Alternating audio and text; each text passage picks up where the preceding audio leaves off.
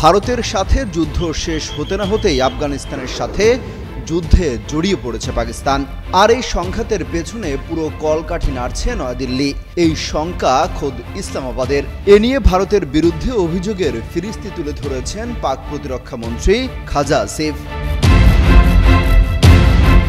জিও নিউজকে দেয়া এক সাক্ষাৎকারে আসিফ বলেন, নয়াদিল্লির প্রক্সি গ্রুপ হয়ে ইসলামাবাদের সাথে সংঘাতে জড়িয়েছে কাবুল।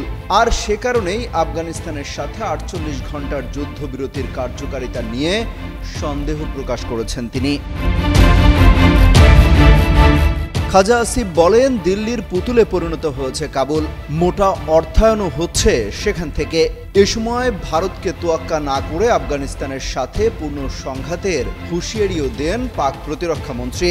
বলেন, কাবুল কোনো কারণে সংঘাতের পরিধি বাড়াতে চাইলে পাল্টা জবাব দেওয়ার পূর্ণ সক্ষমতা ও প্রস্তুতি আছে পাকিস্তানের। তবে পাকিস্তান কোনো যুদ্ধ বা আগ্রাসন চায় না বলেও সাফ জানিয়ে দেন তিনি। এ সময় গঠনমূলক আলোচনায় আগ্রহী হলেও যুদ্ধবিরতি ভঙ্গ অথবা নিজেদের ভূখণ্ডে হামলা সহ্য করবে না বলে হুঁশিয়ারি দেন তিনি। এর আগে গত শনিবার পাল্টাপাল্টি সংঘাতের সূচনা হয় দুদেশের সীমান্তবর্তী এলাকায়, চলে রোববার সকাল পর্যন্ত। বুধবার আবার বড় ধরনের সহিংসতায় জড়ায় দুই দেশ। এ পর্যন্ত ৫৮ পাক সেনা হত্যার দাবি করেছে কাবুল, বিপরীতে ২০০-র বেশি আফগান যোদ্ধাকে হত্যার দাবি করেছে ইসলামাবাদ।